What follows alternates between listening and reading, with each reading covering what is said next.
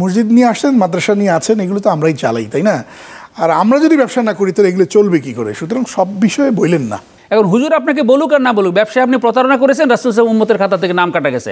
এখন আপনি যতই ইয়া নবী সাল্লাল্লাহু আলাইহি মিলাদ দেন, কিয়ামতের দিন রাসূল সাল্লাল্লাহু আলাইহি ওয়াসাল্লামের সুপারিশ নসিব হওয়ার সম্ভাবনা খুবই কম। দেখা যায় যেই জামাটা আপনি হয়তো 1200 টাকায় কিনতেন, অন্য সময় ঈদ আসলে এটার দাম হয়ে যায় হয়তো 2500 টাকা। সুপ্রিয় দর্শক, আসসালামু আলাইকুম ওয়া রাহমাতুল্লাহি ওয়া বারাকাতুহু।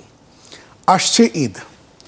ঈদ নিয়ে পাড়ায় মহল্লায়, গ্রামে গঞ্জে, শহরে, অলিতে গলিতে, মার্কেটে সব জায়গায় সাজ সাজ রব।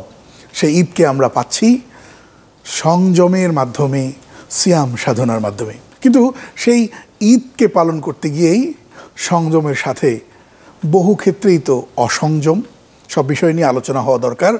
আর আলোচনার জন্য আপনাদের জন্য আমাদের নিবেদন আকিজ পাইপের সৌজন্যে জীবন বিধান। এই আয়োজনে আজ আমরা কথা বলতে চাই সংযমে অসংযমে ঈদ। কথা বলবার জন্য আমাদের সাথে যুক্ত হয়েছেন বিশিষ্ট আলেমে দ্বীন, বিশিষ্ট ইসলামিক স্কলার, উত্তরবাড্ডা কামিল মাদ্রাসার সম্মানিত অধ্যক্ষ ডক্টর মাওলানা আনোয়ার হোসেন মোল্লা। স্বাগত আপনাকে। আসসালামু আলাইকুম। ওয়ালাইকুম আসসালাম ওয়া রাহমাতুল্লাহ। শেখ, সিয়াম সাধনা, না খেয়ে থাকা, তারাবি, কিয়ামুল লাইল, সেই ফজরের আগে ওঠা, কত ইবাদতের শেষে আল্লাহ তাআলা আমাদের দিচ্ছেন ঈদ। কিন্তু সেই ঈদকে নিয়েই বহুমাত্রিক অসংযম দেখা তো যাচ্ছে। আপনি কি দেখেন, আর ইসলামী বা কি বলে? ধন্যবাদ। আলহামদুলিল্লাহ ওয়াসসালাতু ওয়াসসালামু আলা রাসূলিল্লাহ ওয়া আলা আলিহি ওয়া সাহবিহি আজমাইন, আম্মা বাদ। আল্লাহ রাব্বুল আলামিন মুসলমানদের জন্য বছরে 2টা ঈদ নির্ধারণ করেছেন। ঈদকে বলা হয় আনন্দের দিন। ঈদ মানে হলো আনন্দ করার জন্যে। একটা হলো 2টা আলাদা উপলক্ষকে কেন্দ্র করে। একটা হলো প্রাপ্তির উপলক্ষ, আর একটা হলো ত্যাগের উপলক্ষ। এখন প্রাপ্তির উপলক্ষটাকে আমরা মিসকনসেপ্ট করে ফেলেছি বা মিস ইন্টারপ্রেট করেছি। এই যে প্রাপ্তির যে ব্যাপারটা, ঈদুল ফিতরটা আসে কিন্তু প্রাপ্তির আনন্দে। সেই প্রাপ্তিটা কি? আল্লাহ রাব্বুল আলামিন মাহে রমাদানে পুরা মাস জুড়ে প্রথমে তিনি রহমতের অবারিত দুয়ার খুলে দিয়েছেন, বান্দাকে মানে একেবারে অবারিত রহমত বান্দার উপরে বর্ষণ করেছেন। দ্বিতীয় দশকে এসে নতুন মাত্রা যোগ করেছেন। রহমত কিন্তু বন্ধ হয়নি, নতুন মাত্রা যোগ হয়েছে, বান্দাদেরকে তার গুনাহ মাফ করে দেওয়া শুরু করেছেন। দ্বিতীয় দশক পুরাটা তিনি গুনাহ মাফ করেছেন। এই গুনাহ মাফের প্রক্রিয়া চলতেছে, আবার এই ফাঁকে এসে অনেকের গুনাহ শেষ হয়ে গেছে তখন তাদের আবার জাহান্নামের তালিকায় তাদের নাম ছিল, জাহান্নাম থেকে মুক্ত করে জান্নাতীদের তালিকায় তাদের নাম অন্তর্ভুক্ত করেছেন। এইভাবে করে করে এই মাহে রমাদানে তিনি অফুরন্ত রহমত দিয়ে, তার পক্ষ থেকে মাগফিরাত বা ক্ষমা দিয়ে অসংখ্য বান্দাকে তিনি মুক্ত করে দিয়ে, জাহান্নাম থেকে মুক্ত করে দিয়ে জান্নাতে যাওয়ার মতন উপযোগী করে জান্নাতীদের তালিকায় সবুজ কালিতে তাদের নাম উঠিয়ে দিয়েছেন। এই অবস্থায় মাস শেষ হয়েছে। আল্লাহ তাআলা বলেছেন যে এরকম চরম প্রাপ্তির মুহূর্তটাই আনন্দের মুহূর্ত। একজন মানুষের জীবনে এর চেয়ে বড় পাওয়ার কিছু হতে পারে না। কারণ জীবনের পুরা জীবনের সাফল্য ব্যর্থতার মানে সর্বোচ্চ মাপকাঠি হলো জান্নাত পাওয়ার না পাওয়া। কোরআনে কারিমে 2টা কথা বলেছে। একটা বলেছেন ফামান যুহজিয়া আনিন নারি ওয়া উদখিলাল জান্নাতা ফাকাদ ফাজ, যাকে জাহান্নাম থেকে মুক্ত করা হয়েছে, জান্নাতে প্রবেশ করানো হয়েছে, সে সফল। আবার বলেছেন লা ইয়াস্তাবি আসহাবুন নারি ওয়া আসহাবুল জান্নাহ, আসহাবুল জান্নাতি হুমুল ফাইজুন। জাহান্নামের অধিবাসী আর জান্নাতের অধিবাসী সমান নয়, জান্নাতের অধিবাসীরাই কেবল জীবনে সফল। তো এইটা আল্লাহ তাআলার দেয়া চূড়ান্ত মাপকাঠি, চূড়ান্ত ক্রাইটেরিয়া, জীবনের চূড়ান্ত সাফল্যের সূচক হলো এইটা। এই সূচকটা অ্যাচিভ করেছে বান্দা এই মাহে রমাদানে। তো সুতরাং এই মাহে রমাদানের পরে এই আনন্দ করার সুযোগটা দিয়েছে, কিন্তু সেই আনন্দটা যেন আপনি দেখবেন যে 20 রমজান বা 15 রমজানের পরে ধুম শুরু, যেহেতু কাস্টমারও আসতেছে, দোকানও ভালো চলছে, বেচা বিক্রিও ভালো, লাগাও ধুমধারাক্কা একেবারে। আমরা এ কথা বলছি না যে মোটা দাগে সব গান নিষিদ্ধ, কিন্তু গানের চেয়ে কি বলবো যে মিউজিক সহ সমস্ত মার্কেটগুলো যেন কাঁপছে না। এই ক্ষেত্রে ইসলাম একেবারে 15 রমজান 20 রমজান থেকে কিভাবে দেখে ইসলাম? এটা ইসলাম প্রত্যেকটা কাজের জন্যই সুনির্দিষ্ট কতগুলো রূপরেখা তৈরি করে দিয়েছে, এবং প্রত্যেকটাই শালীন, গ্রহণযোগ্য, এবং প্রত্যেকটা মানুষের জন্য সেটা রুচিশীল একটা ব্যবস্থা তৈরি করে দিয়েছে। তো ইসলাম মার্কেটে কেনাকাটা করতে নিষেধ করে নেই, কিন্তু সেই কেনাকাটা যেন বাহুল্য না হয়, সেই কেনাকাটা প্রয়োজনীয় কেনাকাটা যেন হয়। আমরা দেখা যায় নিজেদের বাচ্চাদের জন্য আমরা হয়তো মানে এখন অনেকেই দেখা যায় লাখ টাকার উপরে জামা কাপড় কিনতেছে, মানে 50,000 80,000 টাকার জামা কিনতেছে, অথচ তারই কোনো নিকট আত্মীয় একজন ঈদের দিন হয়তো তার একটা ভালো জামা, তার বাচ্চার জামা কাপড়। মিউজিকগুলোকে কিভাবে দেখেন?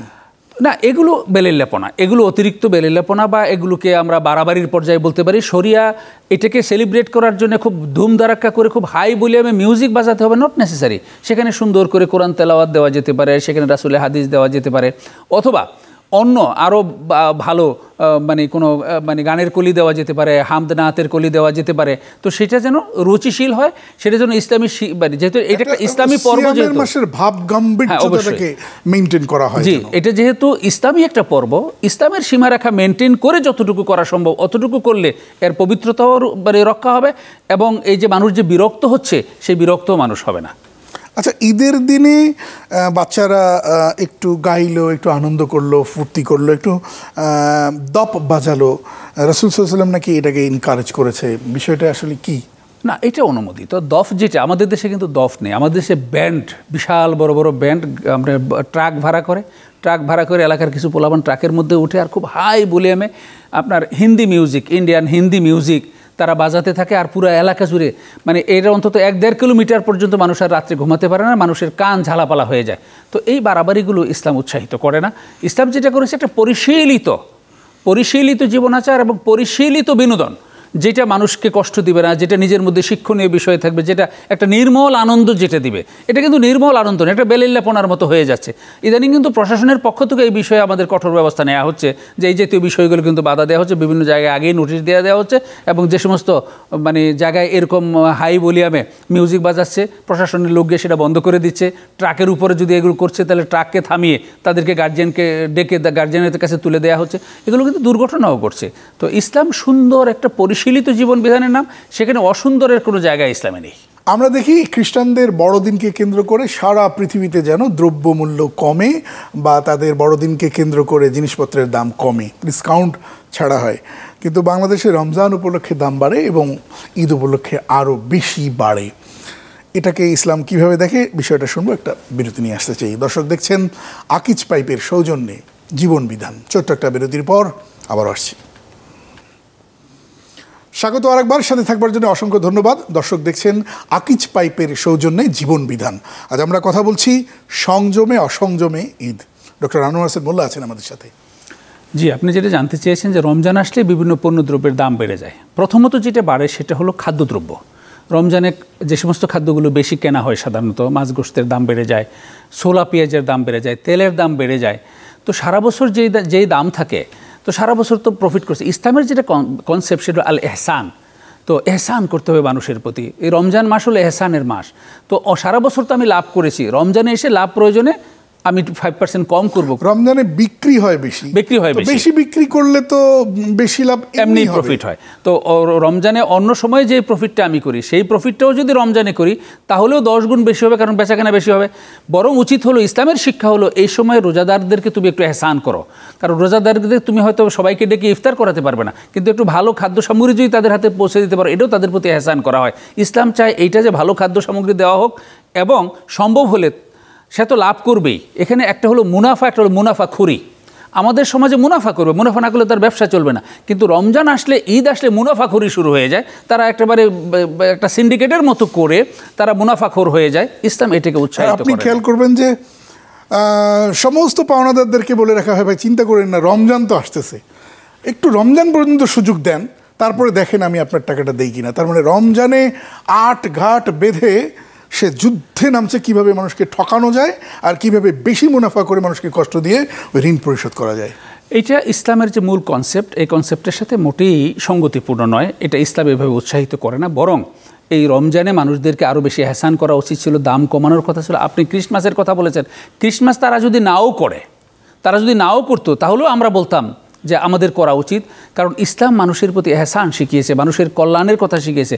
রমজান বরকতের কথা বলেছে, আল্লাহ রাব্বুল আলামিন এই রমজান মাসে বরকত দিবে। আপনি যদি 5% প্রফিট কম করেন, এতেই আল্লাহ আপনাকে বরকত দিয়ে অনেক বেশি বাড়িয়ে দিতে পারেন। ওই কনসেপ্ট আমাদের মধ্যে নেই। নগদ যা পাও হাত পেতে নাও, বাকির খাতা হোক শূন্য থাক।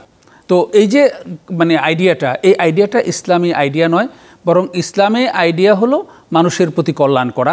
আর এই যে ঈদ আসলে দেখা যায় যেই জামাটা আপনি হয়তো 1200 টাকায় কিনতেন, অন্য সময় ঈদ আসলে এটার দাম হয়ে যায় হয়তো 2500 টাকা। ঈদের সময় তারা সারা বছরের কামাই করে নেয়। তো তো এই জিনিসগুলো মোটেই মানে শরিয়াতে উৎসাহিত করা হয় না, ইসলাম উৎসাহিত করে। আপনি যে কথাগুলো বলছেন এই কথাগুলোই যখন কোনো আলেম কোনো ব্যবসায়ীকে বলতে যায়, কোনো ব্যবসায়ী ভেবে বলে যে হুজুর ব্যবসা তো আপনি করেন না, এটা একটা জটিল বিষয়, কঠিন বিষয়, এত বুঝবেন না। মসজিদ নিয়ে আসছেন, মাদ্রাসা নিয়ে আছেন, এগুলো তো আমরাই চালাই, তাই না? আর আমরা যদি ব্যবসা না করি তাহলে এগুলো চলবে কী করে? সুতরাং সব বিষয়ে বললেন না। না, এটা একটা বাস্তব কথা, কারণ আমাদের দেশের সিস্টেমটাই গড়ে উঠেছে এরকম একটা বুর্জুয়া শ্রেণীর হাতে। আমাদের দেশের মসজিদ, মাদ্রাসা, আমাদের দেশের ইমামদের বেতন এগুলো তাদের কাছে আছে। এই জন্য আমাদের ইমামরা, মসজিদের মানে দায়িত্বে যারা আছেন, আলেম ওলামা যারা আছেন, মাদ্রাসার মোহতামিম যারা আছেন, মাদ্রাসার মোহতামিম মাদ্রাসা চালান তো তাদের থেকে পয়সা নিয়ে। সুতরাং তাদের বিরুদ্ধে খুব একটা কথা বলার মতো সুযোগ বা ক্ষেত্র তারা পান না, অথবা তারা সেটা বলতে জানো না। কিন্তু হুজুররা বলুক আর না বলুক, প্রত্যেককে তার কৃতকর্মের জন্য আল্লাহর কাছে জবাবদিহি করতে হবে। হুজুর আপনাকে বললেন না কথা বলে, জি আলেমরা কি তার বাবার বাড়ির কথা বলে? না না না, মোটেই না। যেটা বলবে সেটা তো কোরআন সুন্নাহর আলোকেই বলবে। এখন আলেম যদি আপনাকে নাও বলে, তবু আপনি ব্যবসায় কিন্তু দুর্নীতি করতে পারবেন না, ব্যবসায় ভেজাল দিতে পারবেন না, ভালো সোলার সাথে খারাপ সোলা মেটাতে পারবেন না, তেলের সাথে ভেজাল তেল মেশাতে পারবেন না। আলেম বললো কি বললো না, এটা কিয়ামতের দিন আপনাকে জিজ্ঞেস করবে না। আপনাকে জিজ্ঞেস করবে যে তুমি ব্যবসায় প্রতারণা করেছো কিনা। রাসূল সাল্লাল্লাহু আলাইহি ওয়াসাল্লাম বাজার মনিটরিংয়ে গিয়েছেন, একদিন দেখলেন যে একটা মানে সেই সময়কার আটা ময়দা জাতীয় যে পণ্যটা, সেটা একটা বস্তার মধ্যে তিনি হাত ভিতরে ঢুকিয়ে দিলেন যে উপরের দিকে শুকনা, ভিতরের দিকে ভিজা। তখন জিজ্ঞেস করলেন এই যে ভিজারগুলো কেন? পরে বললো ইয়া রাসূলুল্লাহ আসাবাহুল মা, আমি শুকাতে দিয়েছিলাম, বৃষ্টি পড়েছে, ভিজে গেছে। তখন আল্লাহ রাসূলের চেহারা লাল হয়ে গেল। বৃষ্টিতে ভিজেছে তো তুমি সেটা ফাহাল্লা জালতাহু ফাওক, তো সেই ভিজাটা তুমি উপরে দিলে না কেন? তো ভিজাটা দিছো নিচে, উপরে দিছো শুকনাটা, যাতে ক্রেতা মনে করে এটা শুকনা হিসেবে দাম দিবে, কিন্তু ভিজা হিসেবে নিবে, দাম হবে মানে সে বেশি পড়বে এবং পরিমাণে কম পাবে। এইটুকু বলে তিনি তাকে বললেন মান গাশা ফালাইসা বিন্না, যে ব্যক্তি প্রতারণা করে সে আমার উম্মতই না। এখন হুজুর আপনাকে বলুক আর না বলুক, ব্যবসায় আপনি প্রতারণা করেছেন, রাসূল সাল্লাল্লাহু আলাইহি উম্মতের খাতা থেকে নাম কাটা গেছে। এখন আপনি যতই ইয়া নবী সাল্লাল্লাহু আলাইহি মিলাদ দেন, কিয়ামতের দিন রাসূল সাল্লাল্লাহু আলাইহি সুপারিশ নসিব হওয়ার সম্ভাবনা খুবই কম। কারণ রাসূল সাল্লাল্লাহু আলাইহি এই প্রতারণার কারণে রাসূলুল্লাহ সাল্লাল্লাহু আলাইহি উম্মতের খাতা থেকেই নাম কাটা, নাম মানে কেটে যাওয়ার, নাম এখানে বিলুপ্ত হয়ে যাওয়ার যথেষ্ট আশঙ্কা রয়েছে। রাসূল সাল্লাল্লাহু আলাইহি এই হাদিস এবং সহিহ হাদিস, সমস্ত মানে সহিহ হাদিসের গ্রন্থে বলা হয়েছে মান গাশা ফালাইসা বিন্না, যে প্রতারণা করে সে আমার উম্মত নয়। রমজান মাস, সিয়াম সাধনা মাস, এই মাসে সংযম সবাই দেখাবো। বাংলাদেশের বর্তমান প্রেক্ষিতে আমরা দেখতে পাচ্ছি যে রাজপথ আন্দোলন, মিছিল, মিটিং, দাবি দাওয়া, বহুমাত্রিক মানববন্ধন ইত্যাদি, এক্ষেত্রেও সংযমের প্রয়োজনীয়তা আছে কিনা? অবশ্যই আমাদের দেশে এটা আসলে হয় না। আমি আমার একটা ন্যায্য দাবি আমি উপস্থাপন করব, এটা যেমন আমার হক রয়েছে, আপনার হক রয়েছে রাস্তা দিয়ে নিরাপদে যাওয়ার। এবং আপনার রাস্তা বন্ধ করে আপনি রুগী নিয়ে রওনা দিয়েছেন, হাসপাতালে ভর্তি করবেন, সিগন্যালের মধ্যে পড়ে আছেন, ঘন্টার পর ঘন্টা রুগী মারা যাচ্ছে। তো এই যে জনমানুষকে কষ্ট দিয়ে, আল মুসলিমু মান সালিম আল মুসলিমুনা মিন লিসানিহি ওয়া ইয়াদিহি, আল্লাহ রাসূল সাল্লাল্লাহু আলাইহি ওয়াসাল্লাম বলেছেন যে মুসলিম সেই যার কথা এবং কাজের অনিষ্ট থেকে অন্যরা নিরাপদ থাকে। আমি আমার দাবি আদায় করার জন্য প্রশাসন করব, আমি দাবি উত্থাপন করব, কিন্তু আমার এই দাবি উত্থাপন করতে গিয়ে যেন অন্যকে কষ্ট দেওয়া না হয়, অন্যের কোনো ক্ষতি না হয়, এই বিষয়টা আমাদের উপর, অন্যের জান মাল এবং তাদের জীবন সময় কোনোটা যেন ক্ষতিগ্রস্ত না হয়, এই বিষয়ে আমাদের অবশ্যই খেয়াল রাখতে হবে। অসংখ্য ধন্যবাদ ডক্টর আনোয়ার হোসেন মোল্লা চমৎকার আলোচনা করার জন্য। ধন্যবাদ আপনাকেও। দর্শক, শেষ করব যাবার আগে যে কথাটা বলতে চাই, কেবল না খেয়ে থাকা আর এক্সট্রা কিছু নামাজ আর দিনের বেলা স্ত্রীর কাছে না যাওয়ার নামই কেবলমাত্র সিয়াম সাধনা নয়, বরং আল্লাহ তাআলার প্রত্যাশা, এক নতুন মানুষ, নতুন নাগরিক, নতুন মোমেন, নতুন মুসলমান আবিষ্কৃত হবে প্রতিটি রমজানে। এটি আল্লাহ এবং তার রাসূলের প্রত্যাশা। সে প্রত্যাশা পূরণে চলুন আমরা সংযমী হয়ে উঠি জীবনের প্রতিটি ক্ষেত্রে। আল্লাহ তাআলা তৌফিক দান করুন, আমিন। দেখছিলেন আকিজ পাইপের সৌজন্যে জীবন বিধান। আজ পর্যন্তই। আসসালামু আলাইকুম রহমতুল্লাহি ওয়া বারাকাতুহু।